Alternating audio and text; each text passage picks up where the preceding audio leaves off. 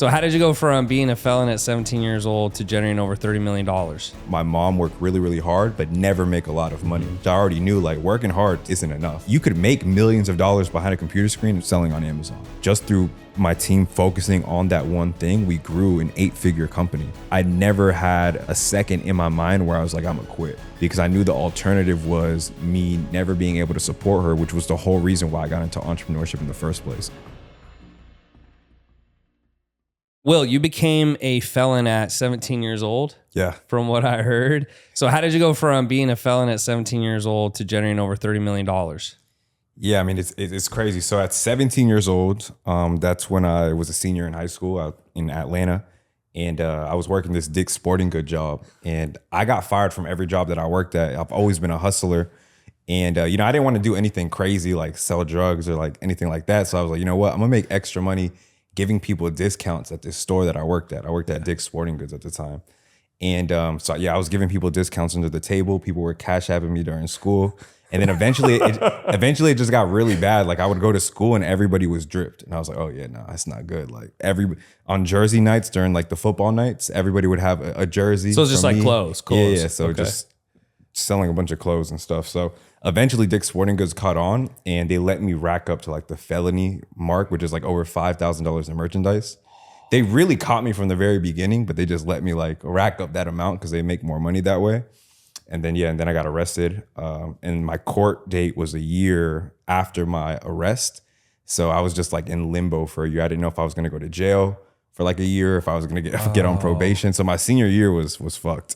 But eventually I had court and they put me on a 5-year felony probation, which I got off 2 years ago. Wow. Just for merchandise. Yeah. That seems kind of steep. Yeah, I mean, it is. Yeah, it is. I was 17 too. So crazy. But during that probation period though, I learned how to make money on the internet. I basically went through the same kind of rabbit hole that we all go through. I've Googled how to make money online, saw all the Ty Lopez ads, Billie Jean, like all those guys were popping back in the day. And I tried everything. Like I tried to start a social media marketing agency. I tried to drop ship. I tried to get into affiliate marketing. And the one thing that did stick with me was like Amazon FBA. And I did well with that. And I think one of my strengths though was I'm very good at seeing like forward. So from the very beginning when I was dead broke, I knew my plan. Like I knew my 5-year plan was I'm gonna get really, really good at something. I'm gonna document the process. I'm gonna drop a program and then I'm gonna get rich. That was my plan from when I didn't even have a dollar made on the internet, because I was seeing all these creators on YouTube make so much money off of just their influence. And I was like, I want to do that. Even though I have no followers right now, even though I have no success in anything whatsoever, that's my plan. Like I want to get good at something, teach a lot of people how to do it, and I want to make money that way. What was your initial reaction when you saw some of these influencers? Did you think it was a scam? Did you think it was real? Like what was your thought process when you saw other people being successful at a young age? Yeah, so I mean, of course I was skeptical like everyone else, but I was more so inspired than anything, because when I was on YouTube at the time, a lot of these influencers were like 16, 17, like drop shipping millionaires. And I was 17, 18. So I was like kind of resonating with them like, damn, like these kids are my age making all this money on the internet. So it was inspiring to me. And even watching like Ty Lopez's stuff, like I learned a lot, because at the time, like I didn't read any books. I was very illiterate, really, when it came to just anything. Because all I did was play basketball. Yeah. Like I played basketball throughout high school, middle school. That's all I did. So when I stopped playing, I kind of like lost my identity. Like I didn't know what I was good at. It's the only thing that I was good at. So through watching like Ty Lopez, buying like his stuff, I learned a lot, because he pretty much teaches everything that he's read in all the books that he's read. And then watching these influencers, I realized that was something that I wanted to do in the future. And it panned out that way. I made a lot of money on Amazon. I documented the whole process on Instagram. I amassed a lot of followers over the years. Like I think I have like over 1 million across like all of my social media platforms. And I started just, documenting the process. And I remember I was making like $30,000 a month just selling courses organically through my IG in my local area. Like I started hosting events in my local area, because no one was really doing e-commerce in my county. So I was documenting it, but obviously the only people that knew about it were my friends from high school that followed me on IG, because I didn't really have any other followers than them. So I started hosting like local events in my community college, which I had dropped out of but I was still using their conference rooms and stuff, like not paying for anything, just finessing it, throwing events in there, teaching people e-commerce for free. And I was just doing it for the content. And then eventually I was like, you know what? I need to drop a program. So I was slinging $150 programs on IG, like no lander, no funnel, no nothing, just Cash App, teachable login, everything straight from a MacBook webcam. And I was making 6 figures doing that in 2018. I think it's pretty uncommon to see someone who at a young, did you have siblings? Did you have siblings Yeah, as I well? had 2 little brothers. So yeah, I think it's pretty uncommon at that age to maybe, if you're the oldest, you don't have anyone who's doing that, and to just see that on the internet and buy into it. I know for me, I actually saw Billie Jean first. I remember this specific ad. He was sitting in some mansion, I think in San Diego or something. And he was like, all right, you know why, a doctor makes more than a custodian or whatever. And I personally remember seeing that and thinking, man, if this guy's making so much money, like I can do it for sure. Yeah. And I think the average mindset is, oh, there's got to be bullshit. So I think it's interesting at a young age, you already were kind of buying into the frame of these people are figuring it out. There must be something I don't know. Because I think that's pretty uncommon, yeah? Yeah, I mean, it definitely is. I think it's also a mixture of like how hungry and desperate you are at that time that you're learning those things. Because for me, I grew up in a single mom household, 2 little brothers. I watched my mom work really, really hard, but never make a lot of money. So from a young age, I already knew like, okay, working hard, slick isn't enough. Like you have to actually do something smart if you're gonna make a lot of money. So I think I'm blessed with common sense, really. Like I saw one alternative. It was either go to school and go for 4 years and then possibly get a job and then possibly be able to help my mom in 4 years, or figure this online stuff out that it seems like these kids have figured out, and not just make average money, but make a fuck ton of money. Yeah. And I just like that route better than the other one. Before this happened, you said you played basketball a lot. Were you hoping to play in college, or what was kind of your goal before this? Yeah, so my whole goal was to be able to play in college, so my mom didn't have to pay for like tuition or anything like that. But eventually it got to the point where I was like, yeah, like even if I go to college, like I'm not good at school. Like I just knew academics just wasn't gonna be for me. So I just knew I had to figure something else out. And that's why I went really, really hard with the online stuff, because I really had no other option. And I think that's what separates most people is most people, they have a plan B. So they don't really go full fledged, like all out on the first plan. So you decided to go into Amazon FBA. First, tell people who are listening who may not know what that is, like what is Amazon FBA? And then second, why did you choose Amazon FBA? Right. So Amazon FBA is just selling products on Amazon. Specifically, I sell name brand products, or products from big brands like Red Bull, Sony, Logitech. And then FBA stands for Fulfillment by Amazon, which means your products are being stored in Amazon's warehouse.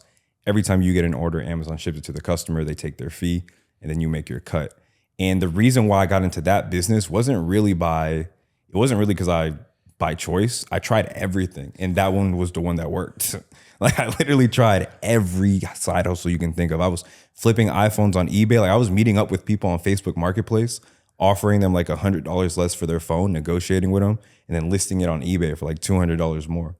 I was buying shoes from people and then listing it on eBay, selling it for more. Sometimes I would find one shoe on one sneaker marketplace and drop ship it on another sneaker marketplace. Like I was just a hustler, bro, when I was young. Yeah. And Gary be proud over here. He talks about the garage sales and stuff. That's exactly what I think about when you say that.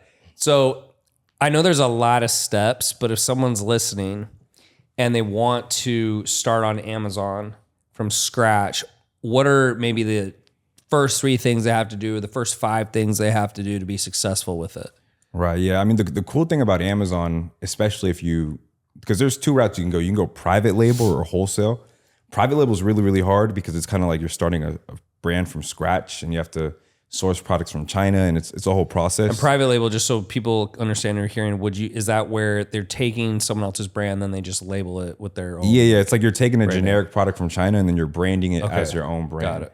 Which there's a lot of steps when it comes to that. Whereas with wholesale, you can literally walk into a store like Costco, have the Amazon seller app on your phone, scan a couple products, and the app will literally tell you if something's profitable to sell or not. And you can list it on Amazon today and make a sale by the end of the day. Got it. Just from and the traffic. Wholesaling for the average person probably is easier. Yeah, it's easier. It's easier because you could literally get a sale. You could start today and get a sale today.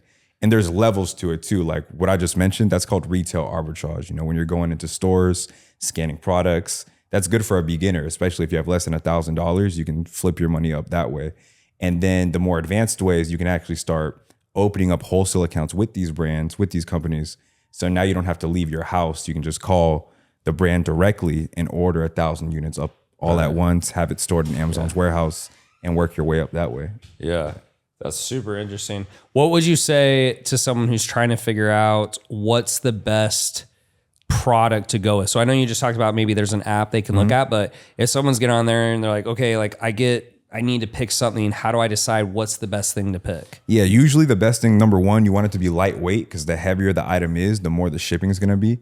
Two, you want at least like a 30% ROI on whatever it is that you're looking at. And the good thing about these apps is you can just type in the cost on the Amazon seller app and it already factors in the shipping and all the Amazon fees. So it's pretty easy to know if something's profitable or not. But yeah, I would look at least a 30% ROI on the product, lightweight, and making sure that it's under at least like 100,000 in the seller's rank. Because every product on Amazon has what's called a sales rank, which basically just tells you how fast that product will sell on Amazon. Yeah. So why does that matter though? Why would you want it to be under 100,000 in the sales rank? Because that'll just let you know that you're not going to be holding on to that product for too long. It can get more advanced. Like I'm not saying you can't buy products that are above that, but if you're a beginner, generally you want something under that sales rank because you can sell it in less than a week. And then why would you want it lightweight? You said lightweight. Why does that matter? Because the heavier the product is, the more the shipping is going to be. The more Amazon's going to charge you for the shipping. Yeah. And then, you know, for people who are listening, you know, finding a product, listing the product, that seems pretty self-explanatory. I feel like I could Google that. But once I start trying to list it, how do I get it ranked high enough so people find it? Because the thing I would assume is when I'm on Amazon, yeah, it works, but there's so many products and so many things people are trying to sell. So unless you're on the first page, can you still sell it? Or like, if not, how do I get on the first page? Yeah, so that's a great question. And this is why I prefer wholesale over private label. Because if we were talking about private label, yeah, your brand is not going to be on page 1. It's going to be on like page 1,000. Like no one's ever going to see your stuff. So it's kind of leveraging someone else's brand that's already ranked high. Yeah, exactly. But because we're selling products from big brands like Nike, Red Bull, you know, these big brands, they're already going to be on page 1. And Amazon, it's not like eBay where like if you go on eBay and you type in Apple MacBook, you might see like 1,000 listings because eBay has separate listings for every single seller. Whereas Amazon, they only have one. Like if you search Red Bull 24 pack, there's only one listing. There might be 100 sellers under that one listing, but there's only one listing. And the way Amazon works is every time someone orders something on Amazon, they rotate it amongst all the sellers on that listing. Really? So like if something's getting 1,000 orders a month and there's 10 sellers on that listing, each seller is getting about 100 orders a month because the buy box. So why do they do that? That's just how the Amazon seller marketplace works. The buy box just rotates amongst all the sellers. Sometimes if it's a very, very experienced seller, they might get a little bit more orders than everyone else. But for the most part, it rotates. So let me walk through this. Let's say I want some Nike shoes and I type in Nike shoes and I see a sick pair. Like, does that mean that sometimes I'm probably getting Nike shoes not from Nike? Like it's someone who bought, like if you're the wholesaler, are you buying those shoes and then relisting it under that same thing? Like how does that work? Yeah, so I mean, over 60% of the products on Amazon are sold by third-party sellers. So yeah, over half the time you're buying something on Amazon, you're not actually buying it from the brand. You're buying it from someone like me who has a wholesale account with that brand that bought it at a wholesale price and then listed it on Amazon for retail. And then you buy it. That's so interesting because I'm assuming maybe it's safer for them to spread it out. So in case a seller fucks up, like they're not fucking up 1,000 orders. They're like, yeah, I mean, some brands, they just make a lot of money on the wholesale side. Like they would rather just manufacture 1,000 products and have a buyer ready to go. Boom, buy all of them. Yeah. You know. Do you think Amazon FBA was a better avenue for you, or do you think you just learned a lot of stuff and eventually that was the one that took off because all the lessons you learned? Because someone who's listening to this might, you know, they're probably wondering, should I do Amazon FBA or should I do something else? So do you think it's a better vehicle, or do you think you just hit it at the right time after you made a million mistakes? I think it's a little bit of both. You know, I made a lot of mistakes. I learned a lot along the journey. Before Amazon, I was actually doing Shopify dropshipping and I made a lot of money with that too. But there's just more moving parts. You know, with Shopify, you have to run ads, you have to build a website, you have to constantly find a trending product to sell unless you're going to build a brand around it, which again is not easy to do, especially if you're a beginner. So with Amazon, I just liked it because the traffic part is already solved. There's already a bunch of traffic on Amazon. You don't have to run ads, especially if you're selling name brand products. And two, also the web design and all that is solved too, because Amazon, the website's already there. You don't have to make a product description. You don't have to upload product photos. Like the listing's already made. So it's just a lot simpler. If someone's on Amazon, let's just take two scenarios. Let's say someone's doing 5K a month and someone's doing 25K a month. What's the difference typically that you see between the 5K and the 25K a month Amazon seller? Yeah, usually the difference is just the 25K a month seller has more SKUs. They're selling more things on Amazon. Well, they might be selling 15 products on Amazon, whereas the other person's only selling 3 or 5. Because usually, you might sell one product that makes you $2K a month. So you're going to have to sell, more than one product if you want to get up to the 10, 20, 30K a month. The best Amazon sellers that you see are making like $1 million a month. They have thousands of SKUs on Amazon. Wow. Okay. If someone wanted to learn how to do this, what would you say is the best way for them to do it? Is it like go on Google? Is it to go to a certain website? Is it to hire a coach? Is it to get a mentor? Like, what would you say is the best way to learn how to do this? The best way to learn, honestly, is just to get your feet wet by doing retail arbitrage. I would say, like, if you really want to learn, you really want to make money from this, go to your local Costco, Sam's Club, Ollie's, if you have an Ollie's in your area, any like discount store, and just start scanning products with the Amazon seller app. And anything that you see that falls in that profitable range, just buy it and list it on Amazon and see how it goes. And that's how you're going to start learning, And I also have a lot of educational stuff on YouTube for people to learn too. But honestly, just going out there and doing it yourself that way is how you're going to learn the most. What was the reason you chose, and again, maybe you just fell into it, but I'm from the service industry. Yeah. This is more of the product industry. What do you think are some of the pros and cons of being in the product industry versus maybe being in the service industry? I would say pros, and I was in the service industry too. Remember, I said I tried everything, so I'll talk about that. But the pros of being in the product industry is you don't have to talk to people, number one. Right. If you're introverted, which I'm actually very introverted, I forced myself to be more extroverted as my career went along, but I didn't want to talk to anyone. So you could make millions of dollars behind a computer screen and not talk to anyone selling on Amazon. I would say the cons are sometimes Amazon does things that are out of your control that you just have to deal with. Like maybe they'll tell you that you can't sell a product anymore, or your account might get banned if you because Amazon's very strict on customer service. They want to make sure that all their Prime customers are getting the best service possible. If you're late on a shipment, or if a customer gets a product and it's damaged, Amazon could ban your account because of that. Yeah. And now you have to go through a whole appeal process to get your account back, which is a pain in the ass. So things like that are cons, but the pros are you can do this from anywhere in the world. You don't have to leave your house if you're using FBA. You could be in Colombia or wherever, be running this business. And you don't have to show your face or talk to anyone. I think the service side is good because I used to do social media marketing. That was one of my first businesses too. And I would go to local law offices, dentist shops, things like that. And I would close these people on running Facebook ads for them.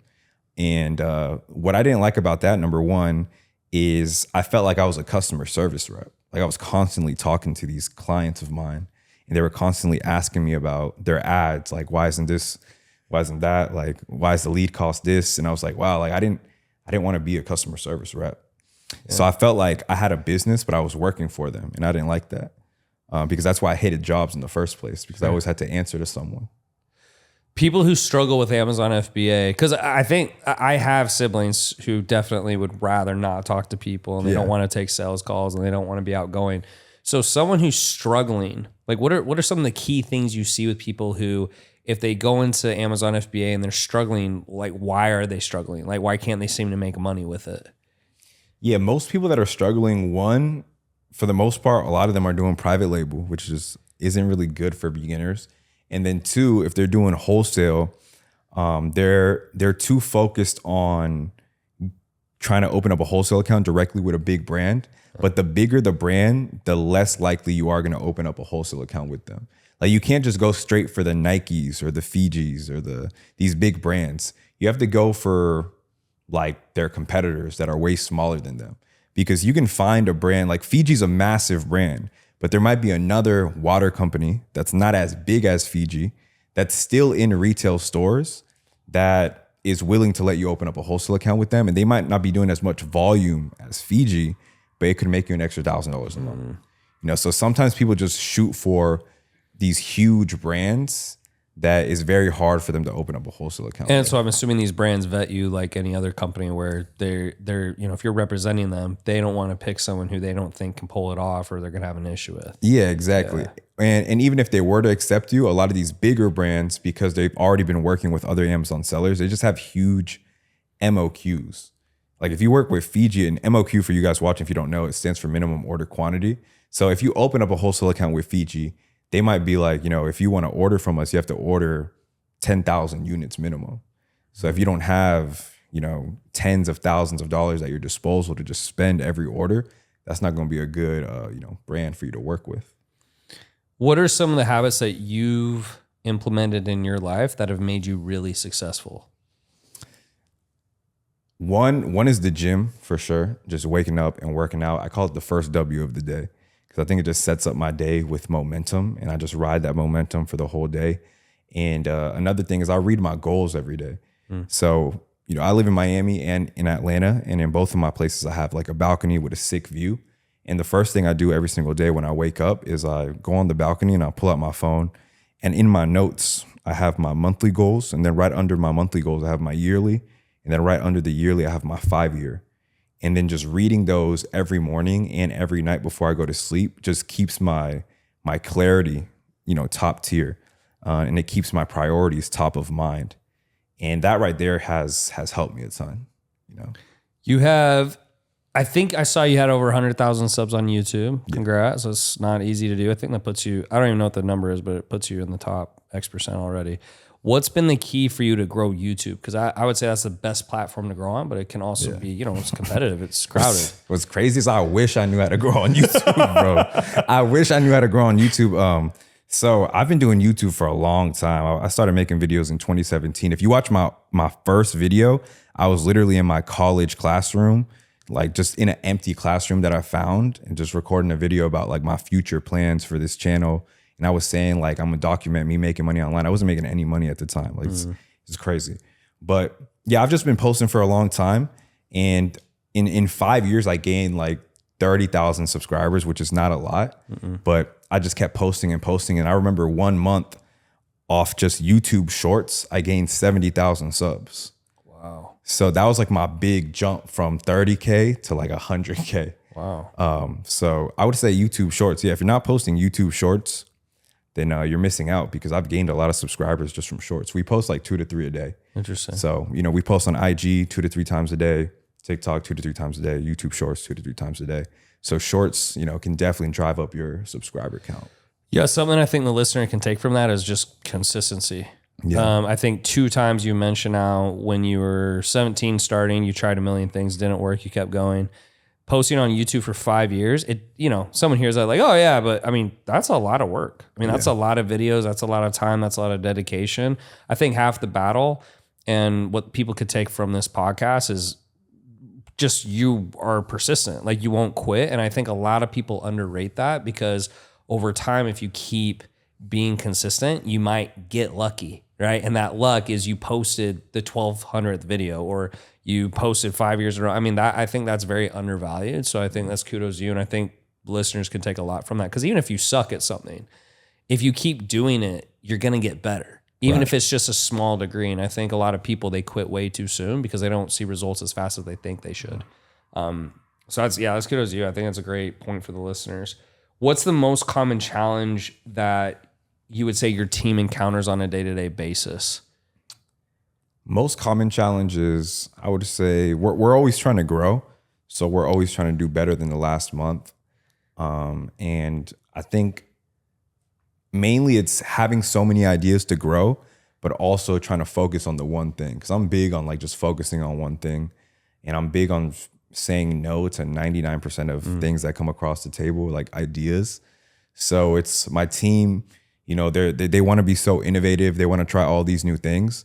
But then I usually just shut them down 99% of the time. So that's probably the most challenging thing for them. What's the reason you shut stuff down so much? Like, what's the thought process behind that? Because our education business is our biggest business. You know, we actually got all the way up to $2.2 million a month at one point. Now we're at like $1 million a month now.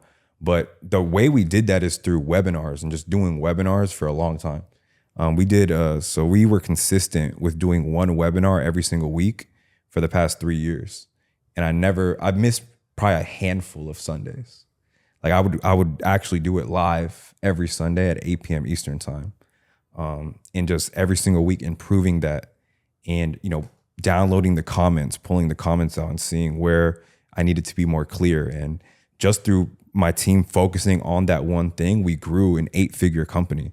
So I'm just big on focusing on one thing at a time. Like, what is the one thing this year that we are focusing on? And if it's not that one thing, I shut it down. It's like, it's not a priority. So you did Amazon FBA to start. Was there a point where you transitioned into helping more people do it, or are you doing both simultaneously right now? I've always been doing both at the same time.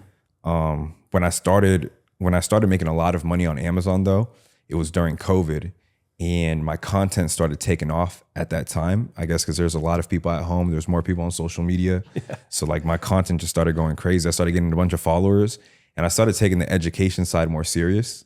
And that's when I was making like around 30 to 40K a month off my education business organically. So once I started making more money with that, because at first I was just making money off e-commerce. I've always made like around $10,000 to $20,000 profit from my actual e-commerce businesses. And then in 2020, when COVID hit, that was the first time in my life that I was making more money off the education than my actual e-commerce business. So I was like, oh, wow. Like, because I never knew you could really make millions of dollars with courses. I knew you can make money, but I never saw it as like something massive. Like you can make a massive amount of money with it. But COVID changed my perspective. And I remember at the time, there was this mastermind happening in Miami from one of my boys. I don't know if you know him, Nehemiah Davis. He threw of course. So yeah. you know and Neo. He's in Atlanta. Yeah. So he's in Atlanta too. So Neo, he threw a mastermind here in Miami. And I remember the mastermind was $7,500 to go to. And at the time, I had never spent that much money ever in my life. Yeah. And I had never really invested in myself other than through buying like small courses and stuff. So probably the most money I'd ever spent at the time was like $500 for a course. So that was like a big jump for me. But I was like, I want to buy this because Neo's making millions of dollars with education courses right now. And I want to learn how to do that. So I paid, I went to the event and I met Joshua Crisp, which is another guy in the Amazon space. And he was making millions of dollars. And I was like, this guy is literally in my niche, making 7-8 figures. So like, if he can do it, I know I can do it. And at that mastermind is where I learned about webinars. And I remember I asked Josh, I was like, yo, how did you get to where you're at in the Amazon space? How did you become such an authority? Like, how are you making all this money with courses? And really the only thing he told me was read this book. And the book was One to Many by Jason Fladlien. So I read that book, and that book gives you the blueprint on how to do webinars. You know, Jason Fladlien, he's done over $100 million with webinars. Yeah. So I read that book and I read it like a textbook. So I read it. I remember the first chapter was like how to do your intro. So I'd read it and then I'd go on my Google Slides, I'd make my intro. And then the second part was like how to do your content. And I would read it, go on my Google Slides and do my content part. And then it was the pitch. So I just read it like a textbook and I did my first webinar ever in my life. I promoted it organically and I made $12K in one day, which was the most money I'd ever made in a day. And I was like, and on that day, I was like, it's over. I'm about to be rich as fuck. It's done. And I did a webinar every week for the past 3 years since that day. Damn. And I think the biggest day we ever had was a $380,000 day on a Sunday. So why do you always do it live? The only reason I always do it live is because after we got over $1 million a month, I was like, you know what? Let me try doing it automated. And I did it automated and immediately my conversion rate went down like 50%. And I was like, hell no. So we've just never been able to do it. I know people crush it with automated webinars. Yeah. We've never been able to crack it. Yeah. What about doing it at Sunday at 8 p.m.? Is that just the best time to do it? I think so. I mean, from what I've seen, people usually either do them on Thursdays or Sundays. So I think it's just something about those Probably days. just when most people have time off. I didn't know if that was a specific reason you did that, but I'm assuming lots of people. Yeah, if you look at the space, usually everyone does it either on a Thursday or a Sunday. What are some of the biggest challenges you would say you're facing in the industry right now? Like either obstacles or things that are making it tougher, it's getting more competitive, anything like that? I mean, yeah, definitely. There's more. I wouldn't say there's definitely more competitors coming into space. I wouldn't say that's the biggest challenge. I think the biggest challenge is One, during Q4, usually like CPMs and everything goes up. So that's always a thing. But then also during this time right now, like we're kind of like in a mini recession. So people are just tighter with their money. And I'm not saying that they won't spend money because we're still making a lot of money, but you just have to be more persuasive for people to spend money with you. It's not like COVID where anyone that was selling something on the internet was making a lot of money because everyone had money. You know, people were getting stimulus checks, people were getting unemployment. They're just blowing money on anything. But now challenges and webinars, I think, are more important than ever because someone's not just going to watch a video from you and then buy from you on the same day or even the same week. Like someone actually has to spend 2 hours or a couple of days with you to trust you enough with their money because money is limited right now for most people. I remember during COVID, we were scaling pretty rapidly. And I think I didn't realize it at the time, but you know, we were scaling, but also COVID happened. Mm-hmm. And so it was like hyperbolic. But at the time I was like, oh, this is all me. This is great. Yeah. And then when COVID ended, you kind of saw that go down a little bit. And I thought something was wrong. And it was like, nah, like just people are going back to work. Like they got shit to do now. Yeah. So it's funny because I think during that time, everyone thought they were a lot better than they were. And so it's kind of funny to hear you say that because I think everyone was like, oh my gosh, like this is crazy. And then it was just kind of part of the timing of the market at that time. Yeah. What are some of the key skills or knowledge that are most important for success in your industry and over, let's say, the next 2 to 3 years? Like in the webinar space? No, just like I would say being successful in Amazon FBA. So it could be webinars, like getting better at webinars, but what are some of the key skills or things you think people will need to know if they're going to continue or start to be successful in your space over the next 2-3 years? I mean, number one, I think what you touched on it, just being consistent, because it's very unlikely for you to pick something up and immediately be good at it. You know, over time, you're going to get better and better. And even when it came to Amazon, you know, it took time for me. I went a year without making any money. I was working at an Amazon warehouse job, and every single check that I was getting, I was pouring it into this business that was technically losing me money every single month. But I knew that it was going to work out eventually. And just being able to do that, being able to be persistent enough to follow something that may not be working immediately for you is important. And then even on the education side, you know, I started the education business in 2018. We didn't start making money until COVID 2020. So just being consistent enough to run into that momentum is very, very important. And then I think number two is just network, you know, being around other people that are already successful at whatever it is that you're trying to do. And I'll go back to when I was talking about the mastermind. It wasn't until I went to that mastermind and met other people that were already at the level that I wanted to be at, where it actually became real to me. And I actually started making progress, because it's cool to see people on the internet making money, but when you actually meet someone in person that's doing it, it hits different. So I would say, you know, improving your network, being around people that inspire you and that are already at a level that you want to be at, and then just being consistent and persistent are like probably the two most important things to be successful in any industry. When you started pivoting to, helping people do it, right? Because you were doing it yourself. You started helping people do it.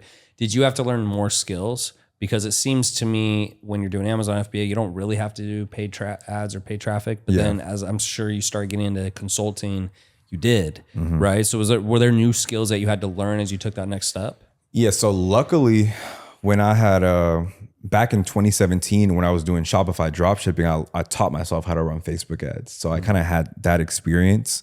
When I got into coaching, I was running my own ads, and I scaled myself up to like $300K a month just running ads to a weekly webinar.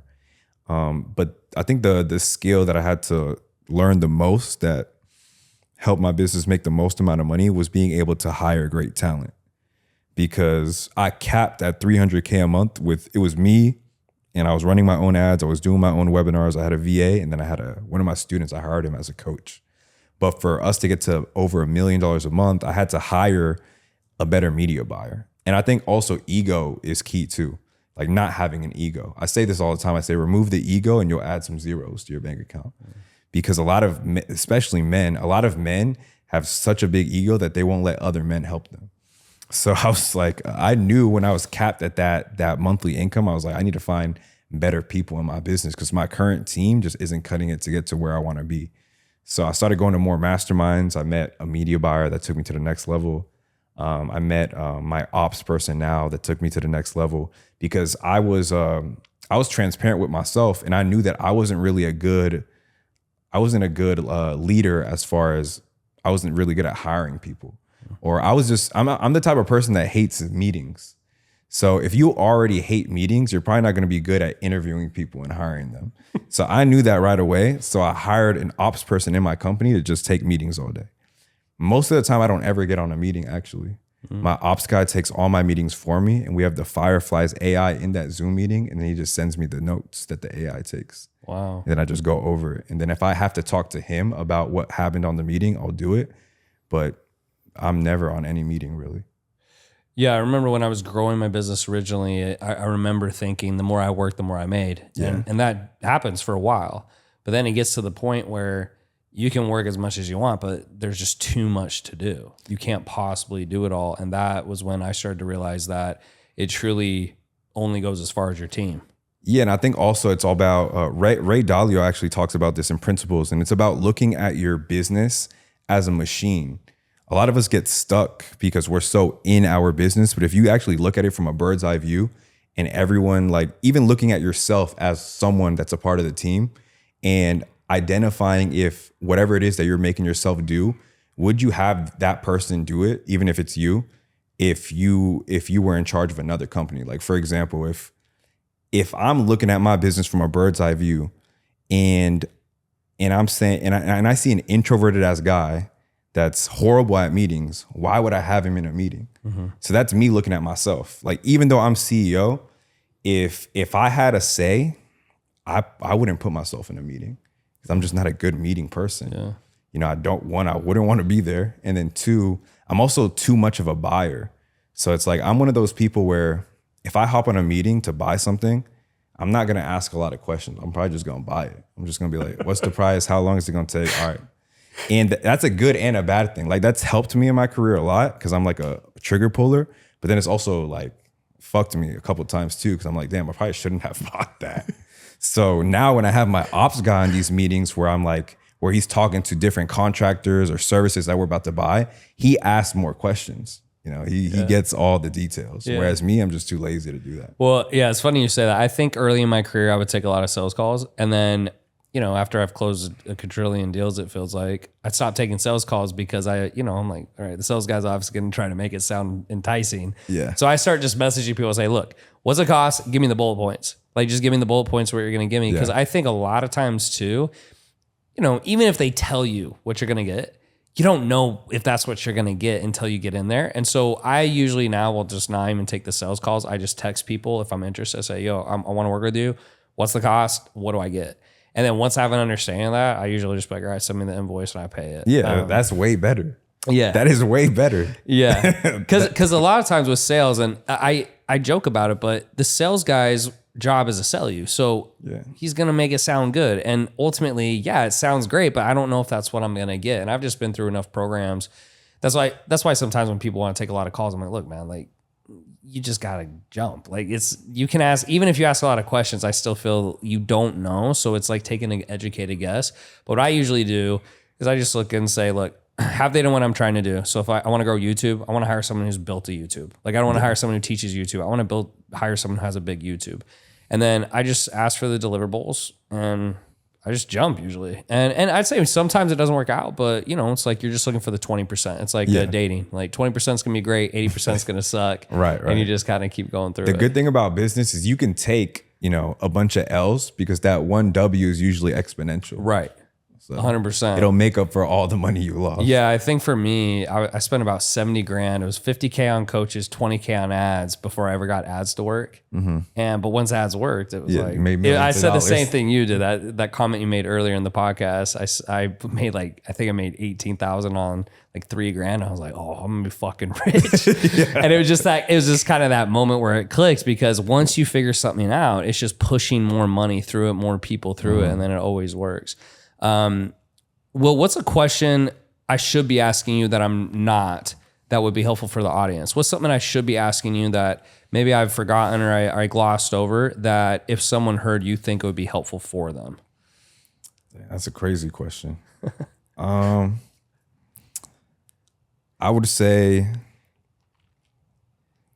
damn, that's a crazy question, bro. I'd never been asked that question before. So a question that would help the audience is probably that I haven't talked about yet is, I think just the like, what are the characteristics that make someone successful? Because I think it's important, because the reason why I'm successful isn't because I got into the perfect business or because I'm a genius or anything like that. It's just like the intangibles that I have. You know, we talked a little bit about them earlier, but the reason why I'm at where I'm at today is literally because I didn't see any other option. You know, I grew up, and that's why a lot of times people that are at a level that you're not at yet, it's usually because they've suffered more than you, or they've been in situations where they had to win. And I felt like I was in a situation like that when I was younger. You know, me and my mom, we got evicted from multiple apartments. I was apartment hopping with my mom every single year. I had never gone to a school for more than 1 year until high school, because every single year I would move with my 2 little brothers and my mom. So for me, when I got into business, I wasn't getting into business for fun.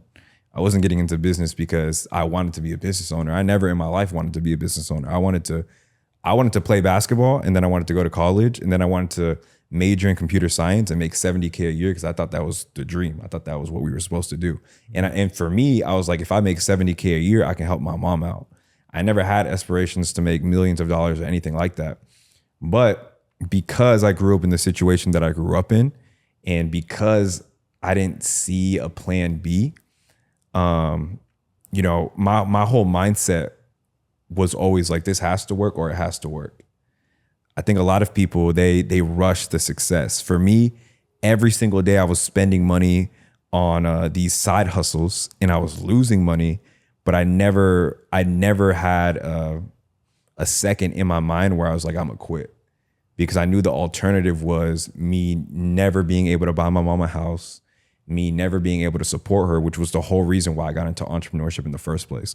So I think you have to have a strong why, and you have to be in that mindset of like, this has to work or it has to work, or it'll probably never work for you. That's why people say like, you kind of have to be a little bit crazy to be successful, because for you to go a long period of time and fail at something for a long period of time and just stick with it until it eventually works is very unlikely.